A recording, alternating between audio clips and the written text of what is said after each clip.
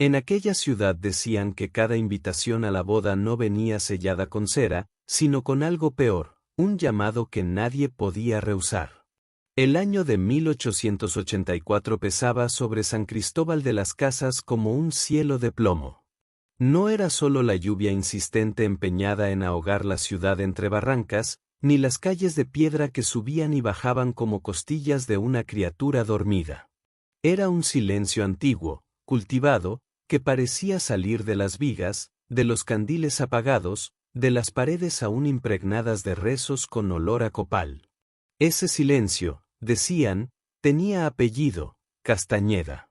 En lo alto de la cuesta, donde el viento aprendía a callar, se alzaba la casa principal de doña Aurelia Castañeda, hecha de piedra pálida y balcones de hierro trabajado, como si la propia construcción hubiese decidido no mostrar más de lo necesario.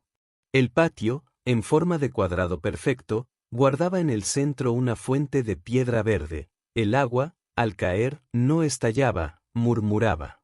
Ese mismo murmullo acompañaba a Dolores Palomeque, el ama de llaves, mientras contaba en voz alta las invitaciones que debían salir esa tarde: 97, 98, 99, 100, y una más para el padre.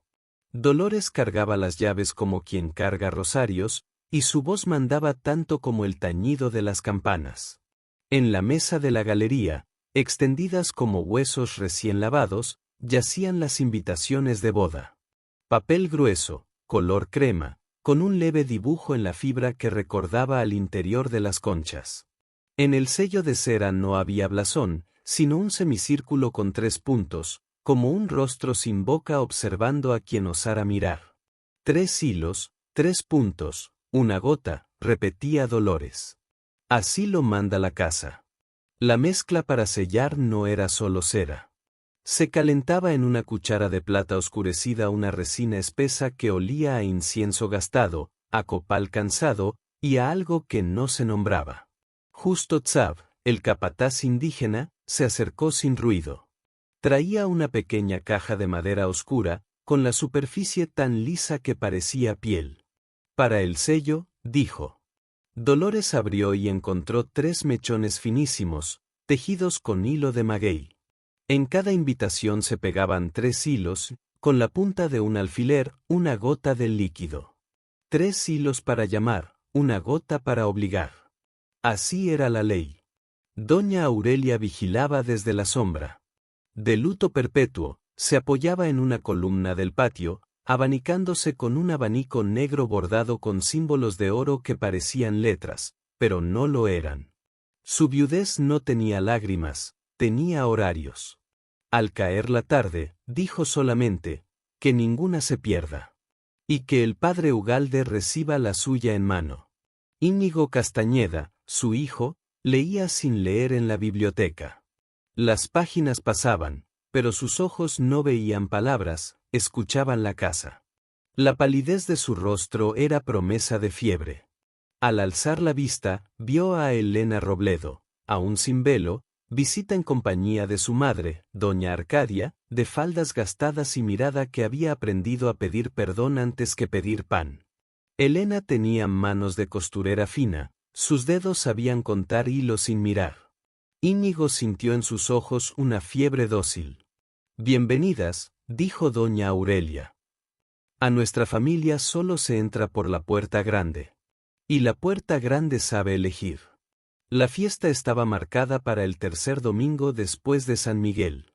El padre Ugalde fue avisado por recado, la casa Castañeda desea su bendición y presencia.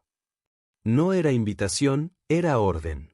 El padre conocía el peso de aquel nombre y los rumores que lo seguían como oraciones que nadie osaba pronunciar. Al recibir el sobre, notó el perfume de iglesia cerrada. 3 hilos quedaron pegados a su dedo cuando rompió el sello, y la gota oscura dejó una marca como si hubiera sido escrito en sangre antigua. En el mercado, las vendedoras de hierbas intercambiaron miradas cuando las invitaciones aparecieron en manos conocidas. «Huele a copal», dijo una. «Huele al otro», respondió la segunda, y ambas callaron. Julián Campero, escriba del periódico, Copiaba a mano notas antiguas de los libros de la parroquia, 1734, 1787, 1834. Descubrió un ritmo, cada cierto tiempo, una gran boda en la casa de la cuesta, la semana siguiente, esquelas de muertos variados, fiebre, caídas, caballos, sueño que no despertaba. Anotó al margen una palabra, cáliz. No sabía por qué. En el corazón de la casa, más allá de los corredores custodiados por santos de madera de ojos apagados, había un sótano.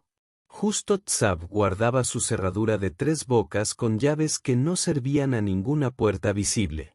A media tarde, bajó con una lámpara de aceite. El aire pesaba. En el centro, una mesa de piedra, sobre ella, cubierto por paños blancos, un cáliz. La plata no brillaba, absorbía la luz. Justo tocó el borde con el dedo y murmuró un nombre sin vocales. Arriba, Dolores sellaba las últimas invitaciones. En cada una, además del hilo y la gota, había una nota impresa. Traje oscuro. Las damas en marfil o perla. Evítese el rojo. Las letras tenían filo. Doña Aurelia levantó un sobre contra la luz y sonrió. El mundo se sostiene en hilos. Solo hay que saber quién sujeta a quién. Las noticias corrieron como viento de iglesia, sin ruido, pero todos lo sintieron. Elena cosía su vestido blanco, pero la tela traía un brillo frío, venido de la capital. Al pasar el dedo, sintió picazón, como si el vestido tuviera memoria. Su madre soñó con peces fuera del agua y despertó con sabor metálico en la boca. Encendió 3 velas frente a un sagrado corazón gastado y pidió piedad. El padre Ugalde, inquieto, abrió un manuscrito antiguo dejado por un predecesor. En la esquina, el dibujo de un cáliz y la nota, no mezclar la sangre con el vino delante de los no iniciados. El padre cerró el libro, con el sudor frío bajándole por la nuca. Mandó limpiar los candiles. Mandó afilar el silencio. En la casa Castañeda, de noche, no hubo música. Íñigo caminó por la galería y llevó a la boca el dedo que justo había pasado por el cáliz. Tenía sabor a resina y a noche. Había aprendido a no hablar con la lengua cuando el silencio deseaba hablar por la sangre. Los telegramas llegaron a la mañana siguiente, todos en la misma media hora. Asistiremos. Con gusto, no faltaremos. Julián lo encontró extraño. Descubrió que un joven de ojos negros había pagado para apresurar las respuestas. En su sobre también había 3 hilos. Elena despertó de un sueño agitado. En el bastidor, el hilo del vestido se movía solo, y una gota, no sabía si de agua, resina o lágrima, descendía hasta el suelo. La lámpara titiló, y en la pared surgieron 3 sombras, una con abanico, otra con llaves, otra sin rostro. En el sótano, cuando la lámpara se apagó, el cáliz quedó en la oscuridad. Nadie vio nada.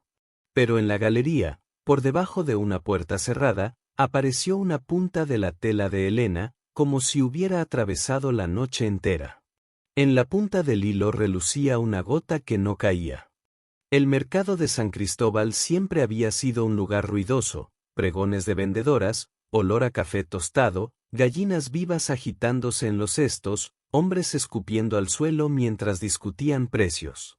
Pero esa semana, cuando las invitaciones de la boda de los Castañeda empezaron a aparecer en las manos de unos pocos elegidos, el bullicio se quebró. Las voces bajaron como si un viento invisible hubiera apagado la llama de la palabra.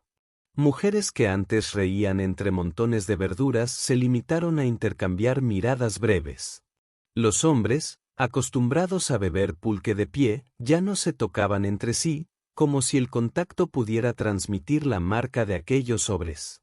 Incluso los perros, que vagaban husmeando restos, se encogieron junto a las paredes, evitando cruzar el centro de la plaza. Las invitaciones tenían algo extraño, un peso que no era solo de papel. Quien la recibía, al tocarla, sentía los dedos húmedos, como si hubiera rocío dentro de la fibra. Algunos juraban escuchar un zumbido débil, semejante al sonido de insectos escondidos en el interior de la cera. Pero, por más incomodidad que causaran, todos respondían afirmativamente. No había elección. Las respuestas llegaban a la casona de Aurelia en plazos sorprendentemente cortos, como si las manos de los invitados escribieran solas, obedeciendo a una orden que venía de fuera. En la casa de los Robledo, la invitación reposaba sobre la mesa del comedor, guardada bajo un mantel de lino. Doña Arcadia intentaba mantener la compostura, pero sus dedos arrugados no dejaban de juguetear con el collar de cuentas que había heredado de su madre. «Es un honor», murmuraba, aunque nadie le preguntara nada. Elena, sin embargo, no veía honor, veía un peso. Desde que el sobre había entrado en la casa, sus noches ya no eran las mismas. Soñaba repetidamente con un altar oscuro, iluminado solo por velas que soltaban humo negro.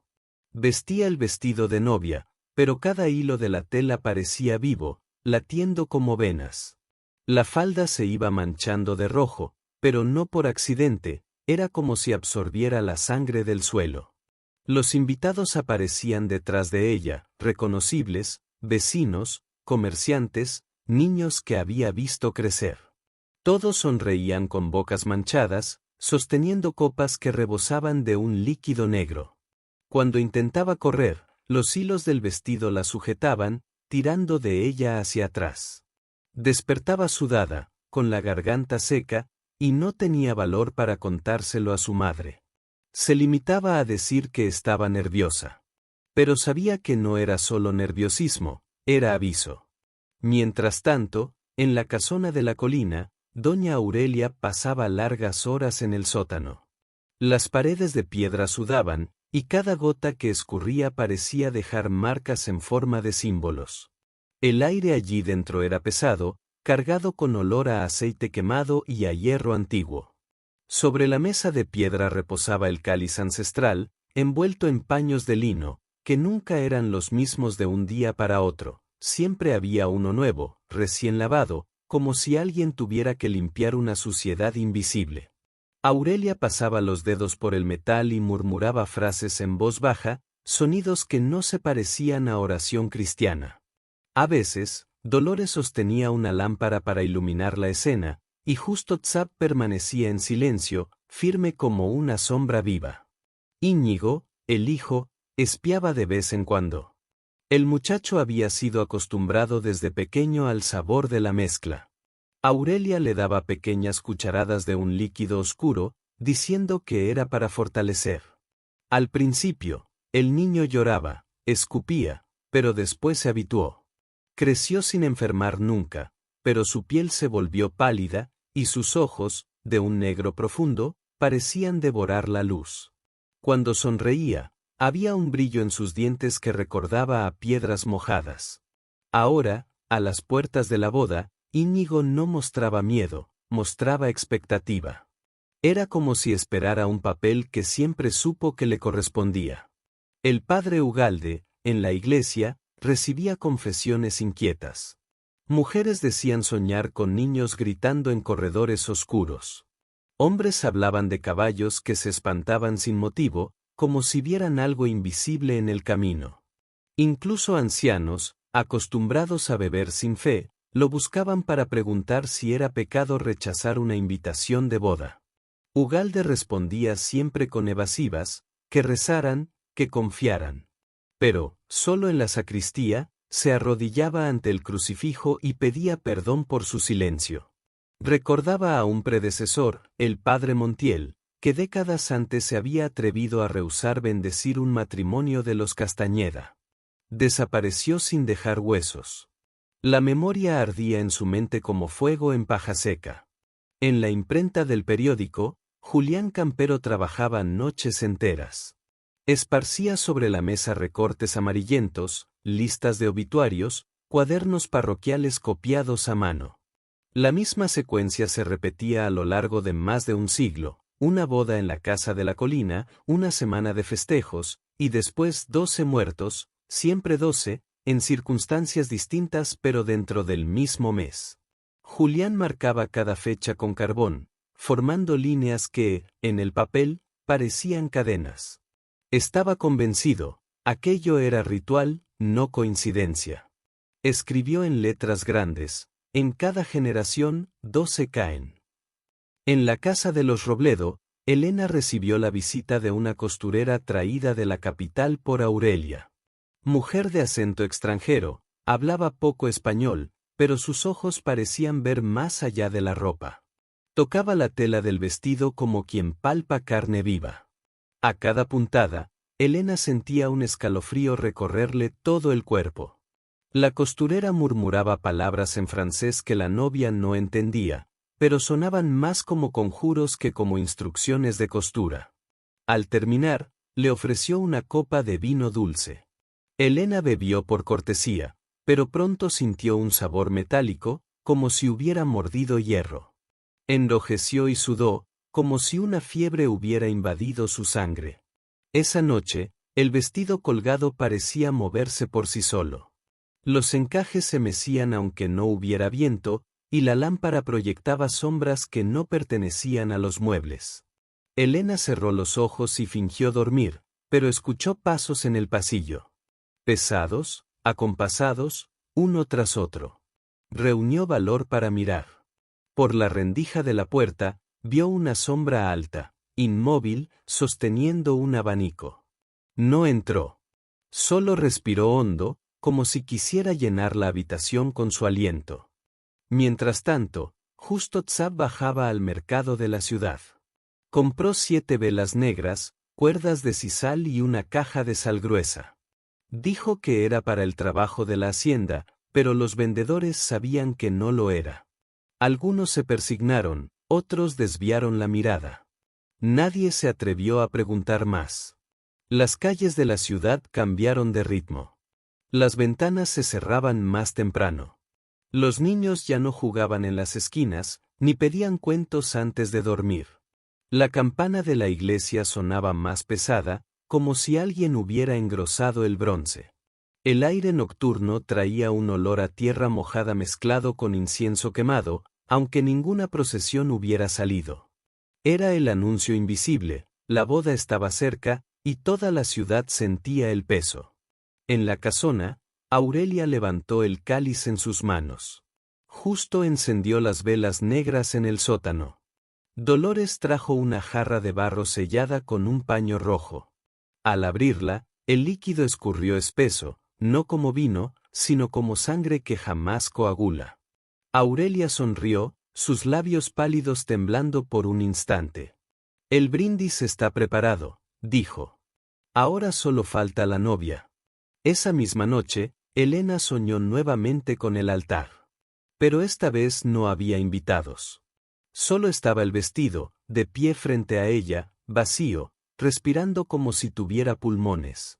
La tela se expandía y se encogía, y de dentro salía un sonido de latidos, como corazón.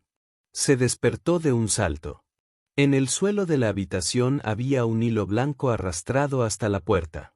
En la punta brillaba una gota roja. No era vino, ni lágrima. Y no desaparecía. El domingo amaneció envuelto en una niebla que parecía haber surgido solo para cubrir San Cristóbal. No era la neblina común de las sierras, húmeda y pasajera, sino una bruma densa que se arrastraba por las calles como velo de viuda, pegándose a las paredes de piedra y a las tejas húmedas de las casas coloniales. Los vecinos abrieron las ventanas con recelo y pronto las cerraron de nuevo, prefiriendo la oscuridad sofocada de los interiores a la mirada de aquella mañana opaca. El silencio era tan profundo que hasta los gallos parecieron dudar antes de cantar. En la mansión de los Castañeda, campanas pequeñas repicaban sin cesar, llamando a criados de un lado a otro. Cargaban bandejas de plata, jarras de vino falso para exhibición, arreglos de flores cuyo perfume se mezclaba con el olor de cera derretida. A cada paso, Justo Tzab inspeccionaba como si fuera general en cuartel. Corregía la postura de los sirvientes, enderezaba velas torcidas, y cuando alguno tropezaba, le lanzaba una mirada que hacía innecesario cualquier castigo físico. El alma misma del pobre se encogía bajo aquella mirada. Dolores, con manos temblorosas, distribuía instrucciones que más parecían rezos. Los corredores no solo resonaban con pasos, sino con murmullos, como si cada pared hubiera aprendido a guardar secretos. Doña Aurelia, en su cuarto de luto eterno, se vestía como para un funeral. El vestido negro de seda pesada se arrastraba por el suelo con el sonido de alas de cuervo. En el cuello, una gargantilla de plata oxidada, sujeta por un broche antiguo. En sus manos huesudas, el abanico cerrado, arma más afilada que cualquier puñal. Se observaba en el espejo ovalado, pero no era su propio reflejo lo que la miraba, era como si las sombras de la habitación le devolvieran una versión más joven, con ojos hambrientos. Satisfecha, bajó la escalera, y los criados bajaron la vista.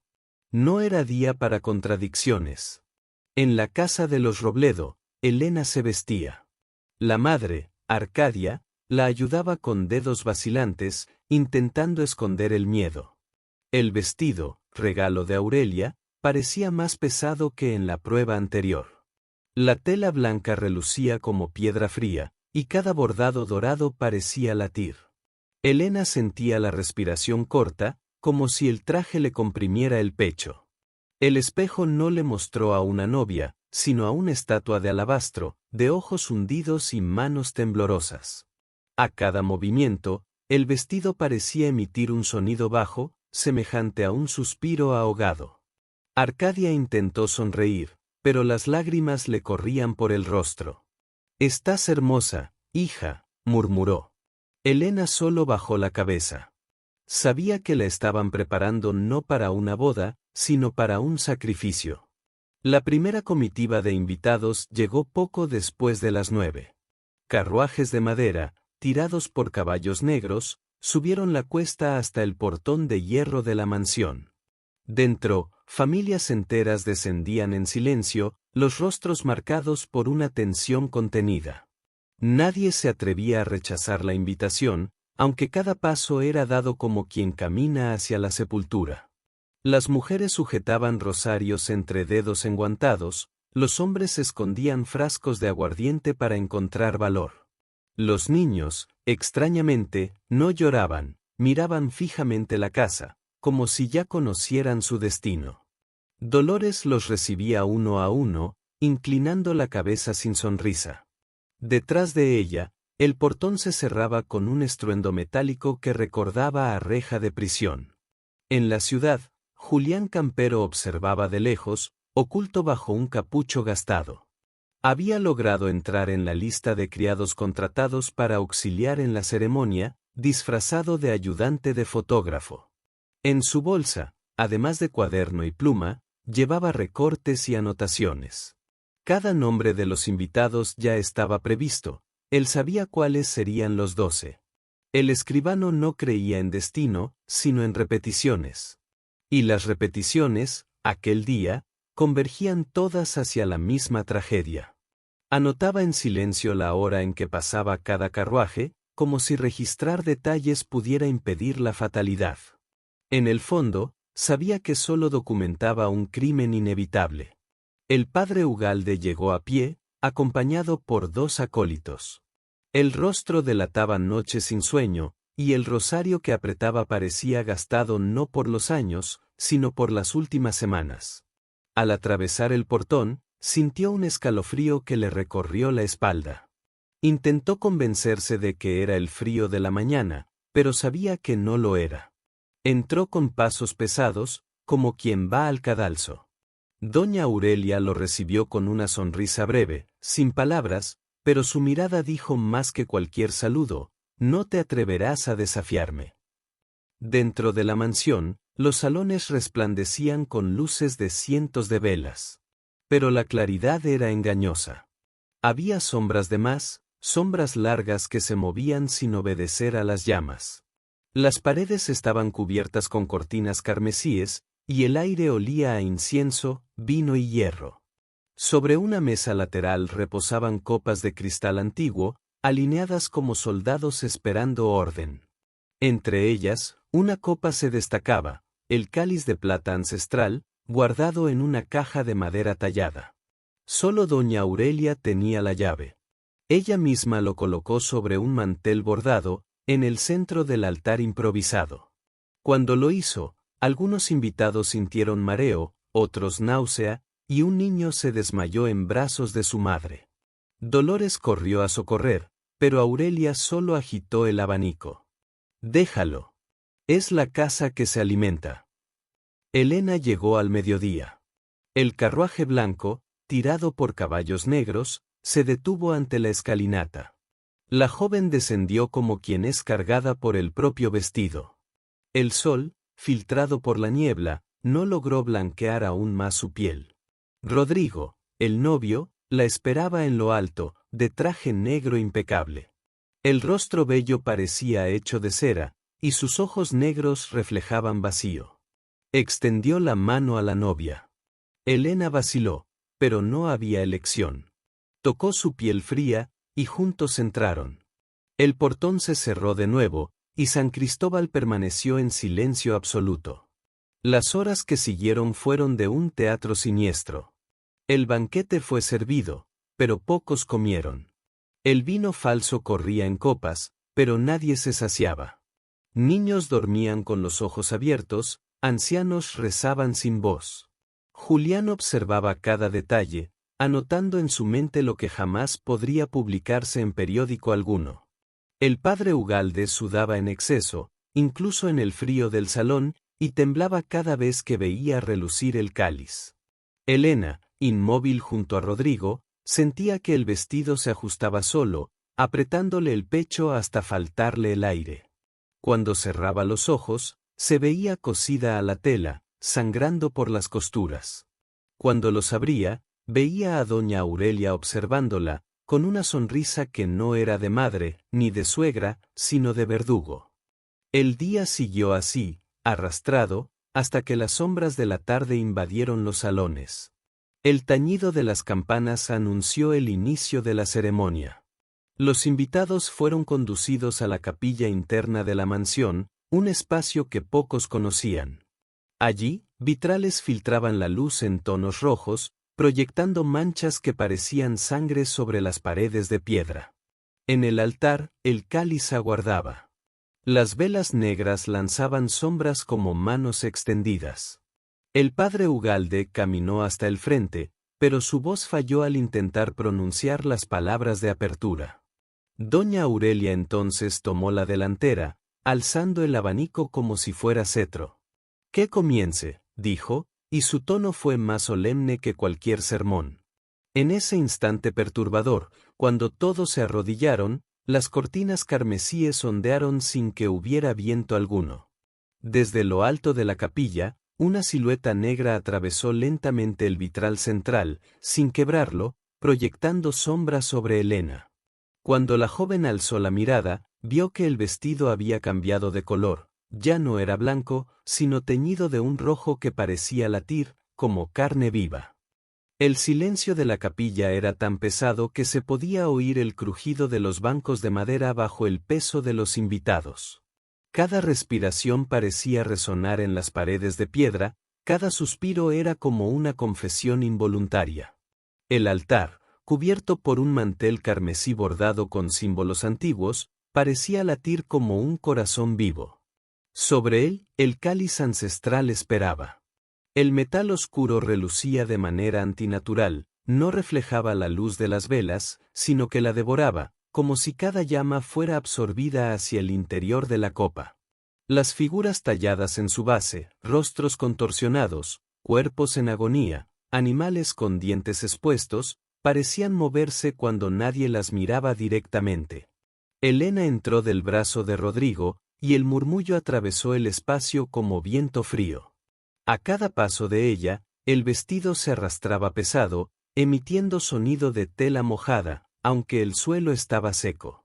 Las flores blancas del ramo, hasta entonces frescas, habían empezado a oscurecerse en los bordes, como si fueran tocadas por un fuego invisible.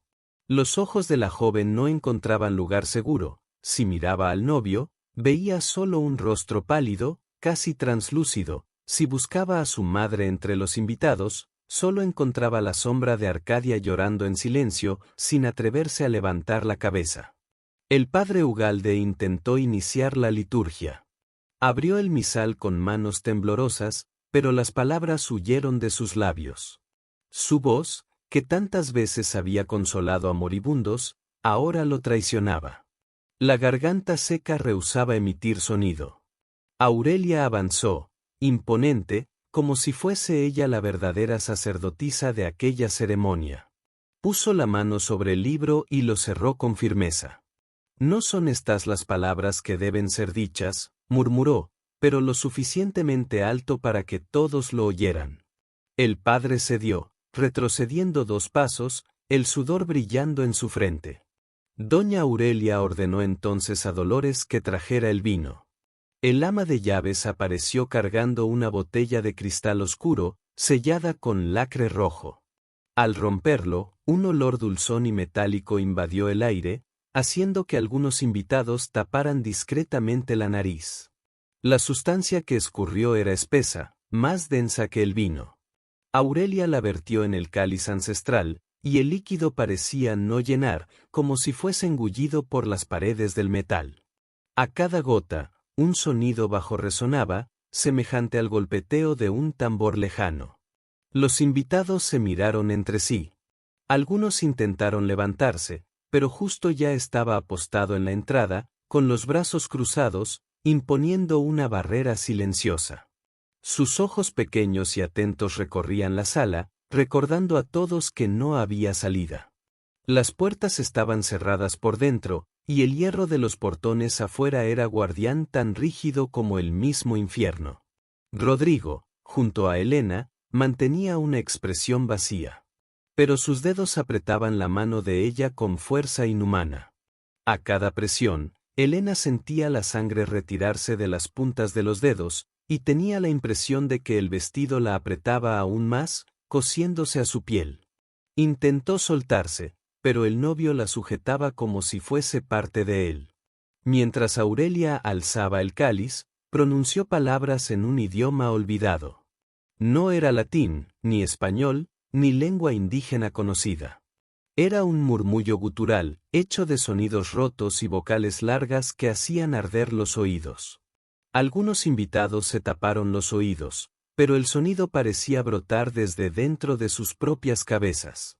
El padre Ugalde, desesperado, intentó rezar en voz baja, pero cada Ave María era ahogado por la cadencia sombría de Aurelia.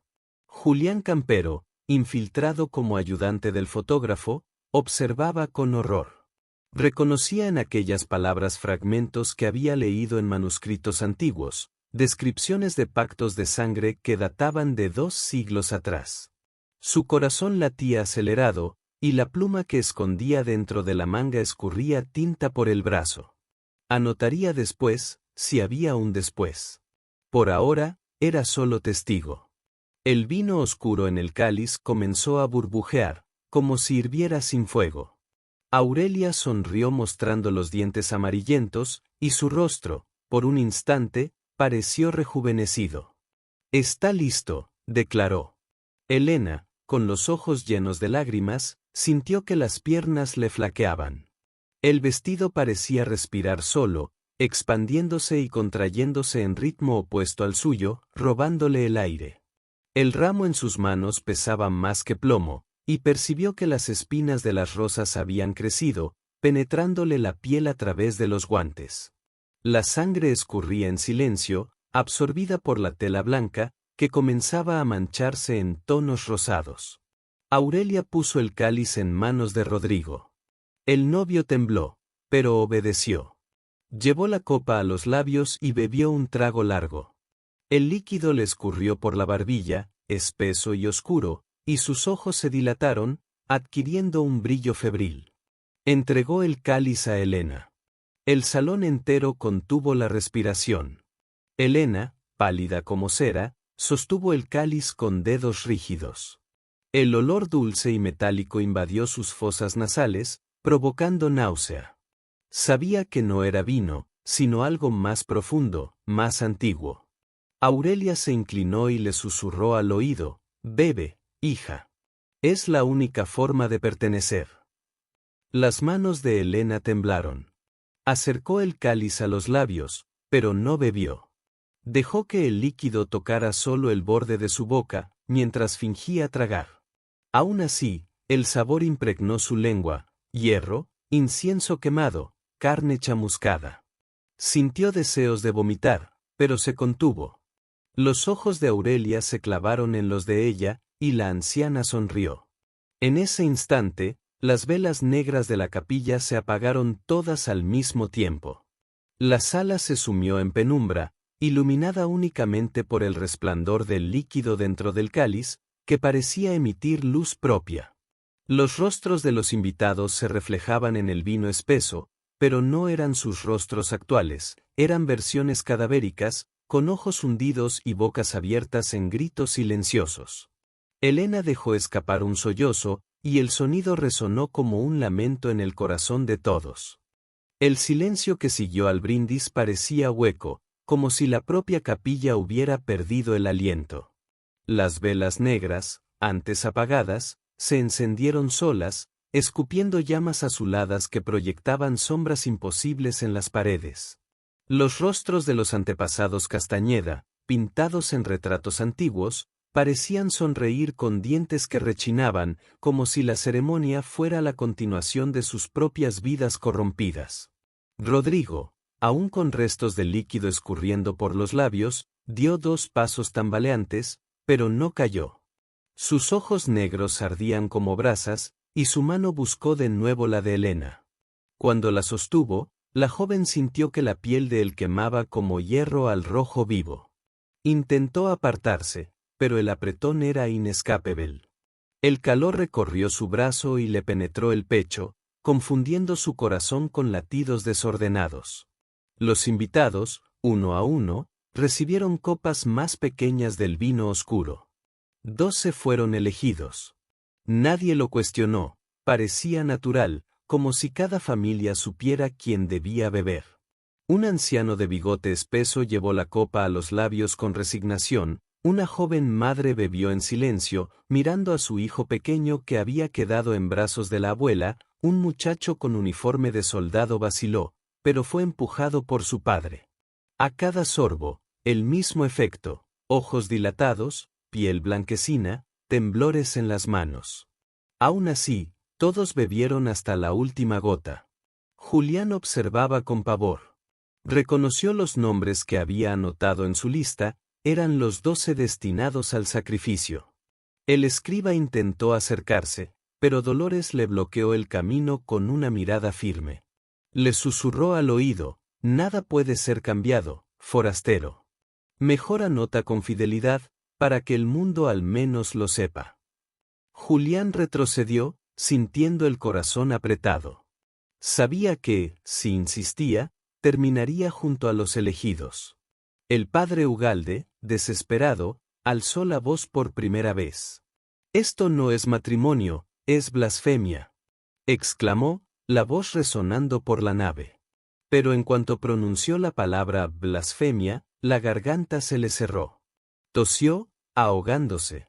El misal cayó de sus manos, abierto en una página quemada en los bordes. Aurelia se aproximó, apoyó el abanico cerrado sobre el pecho del sacerdote y murmuró: «Guarde silencio, padre. Ni su Dios se atreve a entrar aquí». Ugalde cayó de rodillas, con lágrimas corriendo, incapaz de responder. Elena sentía que el vestido le apretaba aún más el cuerpo. La tela parecía palpitar, como si tuviera venas propias. Cada bordado dorado brillaba en rojo, y los guantes estaban empapados de sangre que no provenía solo de las espinas del ramo, salía de dentro de ella, como si los hilos del vestido le succionaran la vida. Al mirar hacia sus pies, vio que la falda ya no se arrastraba limpia, sino que dejaba un rastro oscuro en el suelo, como si goteara tinta viva. Rodrigo acercó el rostro al de ella. Sus ojos ya no eran humanos, reflejaban el mismo brillo febril del vino. Le susurró con voz casi infantil: «No temas, Elena. Todo lo que es mío será tuyo. Hasta la eternidad». Ella tembló. Aquellas palabras no sonaban como promesa de amor, sino como maldición. Los invitados comenzaron a murmurar. Algunos sentían dolores en el estómago, otros se tambaleaban como borrachos. La joven madre dejó escapar un gemido, y su bebé lloró con un sonido extraño, ronco, como si fuera voz adulta en garganta infantil. El anciano del bigote echó la cabeza hacia atrás, con los ojos en blanco, pero seguía sonriendo. El muchacho del uniforme dejó caer la espada, que se arrastró por el suelo con un sonido metálico prolongado. La capilla entera se convirtió en coro de gemidos, sollozos y risas fuera de lugar. Julián comprendió que debía actuar. Miró discretamente al padre Ugalde, pero éste estaba postrado, murmurando rezos sin voz. Dirigió entonces la mirada a Helena, que también lo buscaba. Por un instante, sus ojos se encontraron. Había desesperación en los de ella, pero también súplica, «Ayúdame». Julián apretó los puños, escondiendo la pluma manchada de tinta y sangre. No sabía cómo, pero sentía que su papel no era solo atestiguar. Aurelia alzó el cáliz una última vez. El líquido burbujeaba como volcán en erupción, esparciendo chispas rojas que se disipaban en el aire. La anciana sonrió, mostrando dientes gastados, y declaró: «Está sellado. Por 100 años más, la casa Castañeda florecerá». Un trueno retumbó afuera, aunque el cielo estaba despejado. Las puertas de la capilla temblaron, y los vitrales vibraron, proyectando haces rojos que iluminaban a todos como antorchas del infierno. Mientras Aurelia entonaba las últimas palabras, los 12 invitados elegidos comenzaron a sangrar por los ojos. Gotas oscuras descendían como lágrimas silenciosas. Nadie gritó. Sentados en sus bancos, sonreían al unísono, como si fueran muñecos de cera animados. El suelo de la capilla se llenó de pequeños charcos rojos que reflejaban las llamas azuladas. Helena apretó el ramo contra el pecho y percibió que las rosas se habían secado de golpe, transformándose en cenizas que se esparcieron en el aire, cayendo sobre ella como nieve profana. Las lágrimas de sangre aún corrían de los ojos de los elegidos cuando el silencio se rompió con un sonido imposible de identificar. No era viento, ni madera crujiendo, era como si las propias paredes de la capilla estuvieran respirando. Cada piedra, cada viga, parecía expandirse y contraerse, emitiendo un ruido bajo, semejante al de un pulmón cansado. El aire se volvió denso, oliendo a moho y hierro, y los invitados restantes comenzaron a toser, ahogándose en plena liturgia. Las puertas de madera, que antes habían temblado con el trueno, ahora se cerraron solas, golpeando con tanta fuerza que se abrieron grietas en el techo. Los vitrales explotaron en silencio, no hubo fragmentos cayendo, solo la desaparición repentina de las figuras coloridas, como si hubieran sido tragadas hacia afuera. En su lugar, se abrieron ventanas negras, sin paisaje, sin cielo, solo vacío. Helena, sofocada por el vestido, intentó correr, pero Rodrigo le sujetó el brazo. No era solo fuerza de hombre, sus dedos se habían alargado, casi garras, y se le clavaban en la piel. Ella gritó, pero el sonido no salió. El vestido la apretó aún más, y con cada suspiro parecía coserla más profundo en sí misma. Se sentía parte de un tejido vivo, como si la casa y el traje fueran un mismo organismo. El padre Ugalde intentó reaccionar. Empuñó el crucifijo de hierro que llevaba al cuello y lo alzó contra Aurelia. Pero el hierro comenzó a derretirse en su mano, escurriendo como vela. Cayó de rodillas, quemado, gimiendo como un niño abandonado. Aurelia sonrió, satisfecha. Ningún símbolo de fe sobrevive aquí dentro. Julián, presa del desespero, corrió hacia uno de los bancos e intentó arrancar una tabla para usarla como arma. Pero la madera se partió en sus manos, podrida, húmeda como si hubiera estado siglos enterrada. Cuando miró al suelo, notó que entre las grietas ya no había piedra, sino carne. El piso de la capilla latía con pulsaciones acompasadas, como si un corazón estuviera enterrado bajo los pies de todos. Los 12 elegidos comenzaron a reír, carcajadas secas, aún mientras la sangre corría de sus ojos. Algunos se levantaron y extendieron los brazos como muñecos de feria, bailando sin música. Otros simplemente se dejaron caer, pero sus cuerpos no tocaron el suelo, fueron absorbidos por la madera viva, tragados como barro en una riada. El anciano del bigote desapareció hasta la cintura, y en vez de gritar, abrió la boca y dejó que la sangre brotara como fuente. Elena apretaba el ramo marchito contra el pecho, las cenizas de las rosas pegadas en su rostro como tatuajes macabros. Intentó hablar con Rodrigo, pero él ya no la escuchaba. Sus ojos estaban en blanco, mostrando solo oscuridad. Lo que la sujetaba ya no era un novio, sino un cadáver animado. Dolores se arrodilló ante Aurelia, murmurando palabras en lengua perdida. La ama de llaves temblaba, pero no de miedo, sino de éxtasis. Aurelia, erguida, levantaba el cáliz vacío. Ya no había vino dentro, pero aún goteaba sangre espesa, como si fuera fuente interminable. Cada gota caía en el altar y se extendía, formando dibujos que recordaban serpientes y cruces torcidas. Julián no lo soportó. Se acercó a Elena e intentó jalarla. Ahora, niña. Si no sales, mueres aquí. Pero el vestido no lo permitía.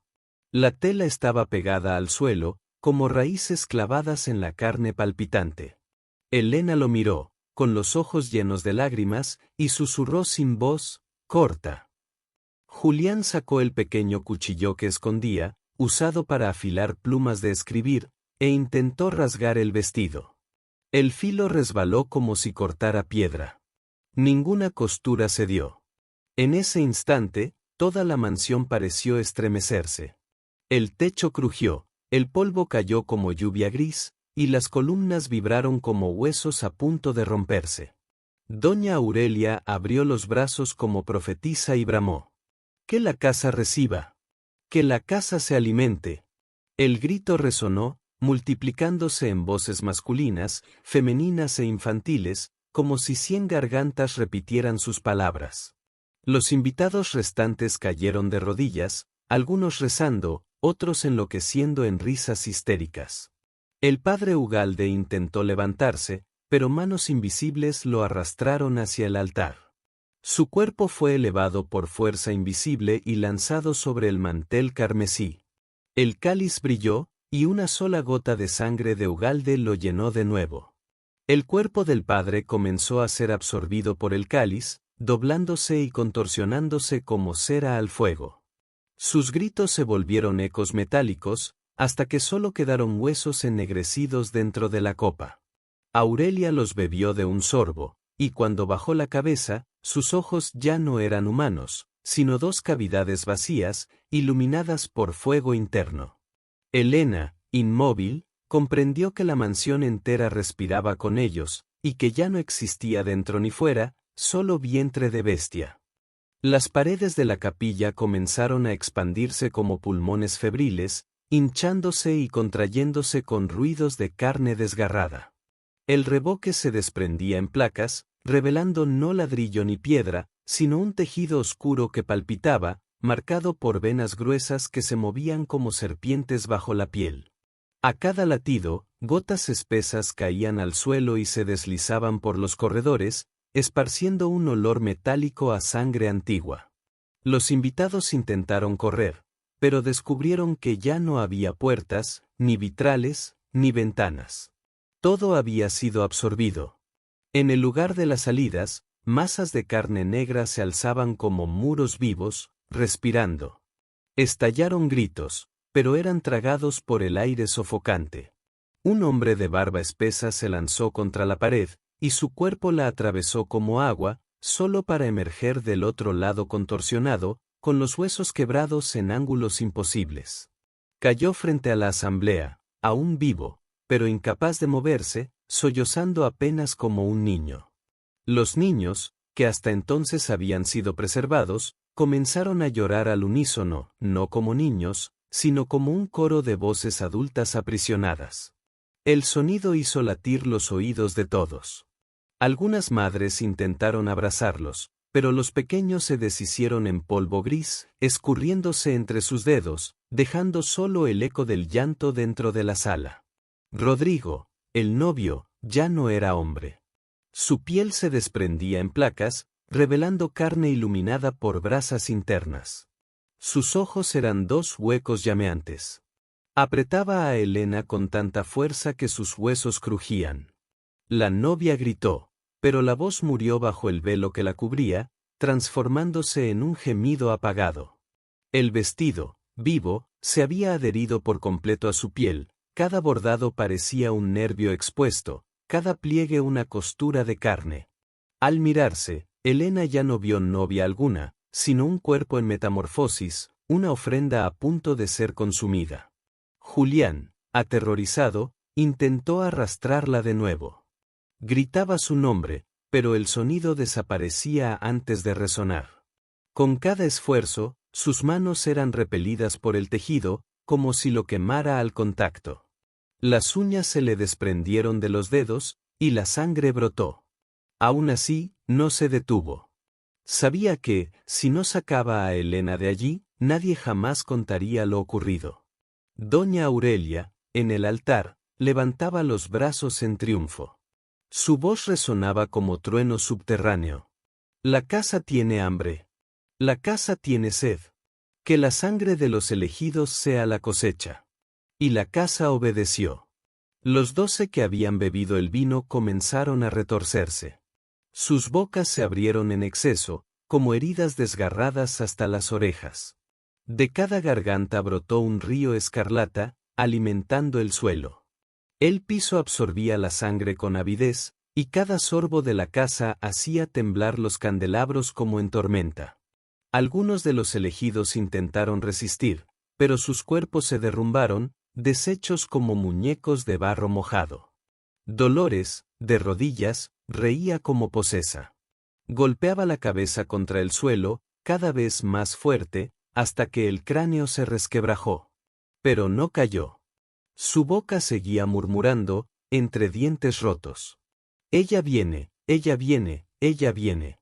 El padre Ugalde, o lo que quedaba de él, comenzó a levantarse sobre el altar. Ya no había carne en su rostro, solo calavera iluminada por fuego interno. El crucifijo derretido aún goteaba de su mano como metal vivo. Aurelia sonrió al verlo y dijo: «Ahora sí, padre. Ahora es liturgia». Elena, desesperada, sintió el vestido subirle hasta el cuello, sofocándola. El ramo en sus manos se disolvió en polvo, y de ese polvo nacieron gusanos blancos que se metieron entre sus dedos. Gritó y sacudió las manos, pero no los expulsó. Rodrigo la sujetaba con fuerza, y su aliento olía a hierro y azufre. «Eres mía hasta el fin», repetía. Pero Elena ya no veía en él a un esposo, sino a un verdugo. Julián, dominado por la furia, clavó su pequeña navaja en el brazo del novio. Pero la hoja resbaló, como si penetrara en piedra ardiente. Rodrigo no sangró. Solo se volvió hacia el escriba y sonrió, mostrando dientes afilados.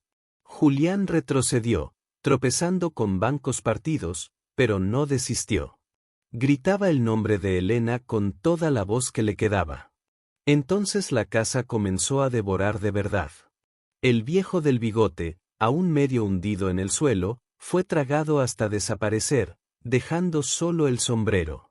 Una mujer cayó de rodillas, pero antes de poder rezar, manos negras salieron de las paredes y la arrastraron, desgarrándole la carne como papel. Cada invitado que intentaba resistir era arrastrado, de arriba, de abajo, de los lados, hasta que no quedó más voz humana, solo el eco de gritos distorsionados. Cuando Julián alzó la vista, se dio cuenta de que el techo de la capilla ya no existía. En su lugar había una bóveda de carne viva, repleta de ojos abiertos que los observaban. Ojos humanos, ojos animales, ojos infantiles, todos parpadeando en descompás. Cada lágrima que caía de ellos era sangre que goteaba sobre los invitados. Elena levantó la cabeza y vio que uno de esos ojos se fijaba en ella, reflejando su imagen no como novia, sino como cadáver envuelto en velo. La casa la había elegido, y ya no había escapatoria. El suelo de la capilla ya no era suelo, se había transformado en un pantano de sangre y carne palpitante. Cada paso de los sobrevivientes se hundía como en barro caliente, y de cada agujero surgían manos pálidas, uñas negras, intentando atrapar tobillos.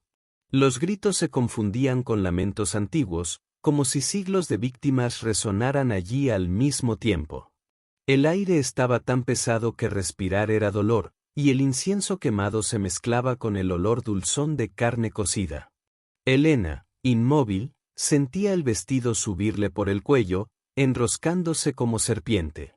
Los bordes de encaje se habían transformado en garras que le arañaban la piel, marcando el pecho en líneas rojas. Cada hilo del tejido parecía entrar en su carne, cosiéndose a las venas, bebiendo su sangre. Su cuerpo era altar, y el ramo, ahora solo gusanos y polvo, había desaparecido por completo. Sus ojos anegados buscaban a Julián, pero ya no pedían ayuda, pedían testimonio. Era como si dijera: cuenta al mundo lo que viste, porque yo no saldré de aquí. Rodrigo, de pie a su lado, ya no poseía forma humana. Su piel se había abierto en grietas, revelando luz incandescente que titilaba como fuego de fragua. Su rostro era calavera cubierta por velo de carne, y su voz ya no era voz, sino rugido que hacía vibrar el suelo. Apretaba a Elena como si la incorporara, y a cada segundo sus cuerpos parecían fundirse. Sus dedos se volvían raíces que penetraban en el brazo de ella, esparciendo calor y dolor insoportable. Julián, desesperado, se lanzó contra los dos. Con puño cerrado intentó arrancar a Elena, tirando de su brazo con toda la fuerza. Pero el tejido reaccionó, enroscándose en torno a su mano como serpiente llameante. Gritó de dolor, la piel ardiendo, pero no soltó. Sentía que, si lo hacía, perdería no solo a la joven, sino también su propia alma. Aurelia, en el altar, observaba con satisfacción. Sus ojos vacíos brillaban con llamas internas, y su boca pronunciaba palabras que nadie más podía entender. Cada sílaba parecía abrir grietas en la realidad, el techo de carne goteaba sangre en ríos, y los ojos de la bóveda parpadeaban como si aprobaran. Dolores, aún de rodillas, golpeaba la cabeza contra el suelo, repitiendo en frenesí: ella ya pertenece, ella ya pertenece. Los dos elegidos estaban casi todos consumidos, disueltos en sangre y huesos triturados. Pero sus voces seguían resonando. Era como si el sacrificio no terminara con la muerte, sino que siguiera alimentando la casa eternamente. A cada nueva risa, la capilla vibraba como tambor. Elena intentó gritar, pero su boca no se abrió. El velo había descendido como segunda piel, pegándose al rostro. Sus ojos, antes llenos de súplica, ahora estaban rojos, las pupilas dilatadas, reflejando la misma llama que ardía en los ojos de Rodrigo. La metamorfosis estaba completa, ya no era novia, era ofrenda viva, coronada en sangre. Julián, en último acto de desesperación, alzó la pequeña navaja. La clavó contra los hilos dorados del vestido que la sujetaban al suelo. La hoja se quebró por la mitad, sin rasgar siquiera un punto. El golpe reverberó en la sala como carcajada colectiva. Aurelia levantó el cáliz vacío y, sin mover los labios, hizo que su voz retumbara. Ninguna hoja corta lo que fue tejido con sangre. El escriba cayó de rodillas, exhausto, llorando de rabia. Sentía la sangre escurrir de sus manos quemadas y pensaba en su inutilidad. Había intentado salvar a Elena, pero solo se había condenado junto a ella. Aún así, no apartaba los ojos de ella. No podía dar la espalda. Rodrigo atrajo a Elena hacia sí, pegándole los labios. El beso no era humano, era fusión, era fuego. El vestido los envolvió por completo, formando un capullo blanco manchado de sangre. Desde dentro se oyó un grito apagado, y el capullo palpitó, expandiéndose como corazón monstruoso. Todo el altar tembló, y el cáliz vibró solo, como si aguardara la última gota. Cuando el capullo se abrió, Rodrigo ya no estaba allí. En el centro de la capilla permanecía solo Elena, de pie, pero ya no humana. Su cuerpo era vestido y carne fundidos, la piel bordada en hilos dorados que destilaban sangre. El rostro estaba oculto bajo un velo espeso, pero debajo había ojos que no parpadeaban. Aurelia cayó de rodillas ante ella y murmuró: «La novia de la casa ha nacido». A su alrededor, los sobrevivientes gritaban, pero sus voces no eran escuchadas. Toda la casa rugió, y Julián comprendió: la historia ya estaba sellada. El capullo de sangre y seda seguía latiendo en el centro de la capilla como un corazón vivo. Cada pulsación hacía temblar las paredes y el techo de carne escurría lágrimas rojas sobre los sobrevivientes. Los gritos ya no eran gritos, sino un cántico informe, como si los muertos se unieran en un coro invisible. Desde el altar, el cáliz resonaba en vibraciones metálicas, aguardando el último brindis. Aurelia se arrodilló ante la criatura que emergía. Sus huesos viejos crujieron, pero sonreía con júbilo. «Está hecho, está coronada», susurró con voz reverente. El velo se levantó lentamente, revelando lo que quedaba de Elena.